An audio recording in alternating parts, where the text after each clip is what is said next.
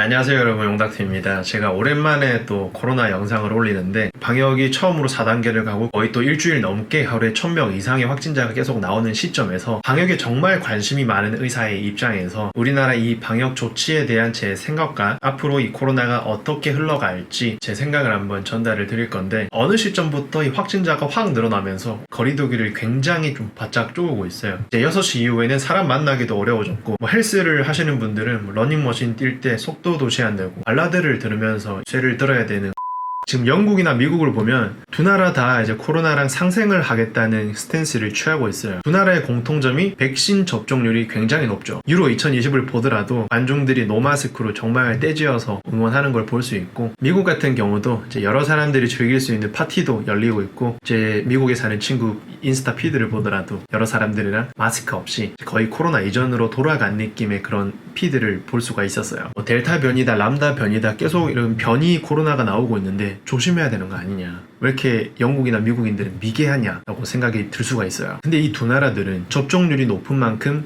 고위험군들의 접종이 다 끝난 상태이고, 비슷한 확진자 수가 나오더라도 사망률이나 입원율이 현저하게 낮아졌어요. 돌파 감염은 될 수 있지만 중증으로 이환되는 경우가 훨씬 덜하다는 거예요. 백신의 목적을 한번 생각해보면 중화항체를 늘려서 아예 우리 세포 안으로 바이러스가 못 들어오게, 감염 자체가 되지 않게 만든 그런 목적도 있어요. 근데 중요한 거는 T셀이라는 면역세포가 있는데, 이 T셀은 이 코로나 바이러스의 스파이크 단백질 뿐만이 아니라 다른 여러 가지 정보들을 인지를 해서, 얘가 바이러스구나, 얘가 바이러스에 감염된 세포구나 인지를 해서 그 세포들을 미리 죽여버리고 전파를 막게 만드는 그런 작용을 하는 거예요. 변이가 돼서 항체들이 인지를 못하더라도 중증으로 이환되는 경우가 줄어들고 결국 사망률이나 입원율이 줄어들게 되는 거예요. 그래서 우리나라도 부족한 백신으로나마 75세 이상 초고위험군부터 접종을 마치고 65세 이상, 55세 이상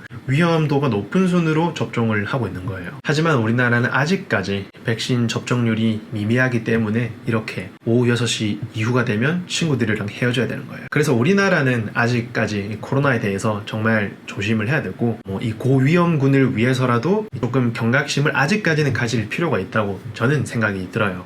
마지막으로, 이 코로나가 작년부터 그런 이야기가 있었어요. 이게 그냥 감기 수준 아니냐, 독감 수준 아니냐, 이거는 누군가의 음모다, 약간 음모론을 계속 제기하시는 분들이 간혹 계신데, 의학적으로 이 통계가 다 나오잖아요. 지금 조금 낮아지긴 했지만 코로나 치사율이나 이런 전파력을 보면 적어도 독감보다는 10배 이상은 위험한 게 사실이에요. 독감은 지금은 이제 치료제라도 나와서 다행이지, 아직은 코로나가 치료제도 없고 백신이 있긴 하지만 아직까지는 우리나라 백신 접종률이 미미하기 때문에 아직은 조심해야 될 때가 맞는 거고, 백신 수급이 더 활발하게 되고 백신 접종이 정말 활발하게 이루어져서 항생제도 이 항생제를 피하는 적응을 하는 애들이 나타나듯이 변이도 계속 거듭이 되다 보면 정말 우리가 감당하기 힘든 변이 자체가 나타날 수도 있기 때문에, 물론 가능성은 아주 낮겠지만 백신에 우리가 너무 방심하지 말고 조심을 해야 될 거라는 제 개인적인 생각입니다. 오늘은 또 방역 유튜버로서 컨텐츠를 올려봤는데, 어느 정도 100% 그럴 거라는 이야기라기보다는 이런저런 것들을 다 따져보고 이런 정황들을 봤을 때 아마 이렇게 흘러갈 거라는 그런 생각이 들어요. 그래서 오늘 영상은 여기까지고요. 저는 다음 영상에서 또 인사드릴게요. 감사합니다.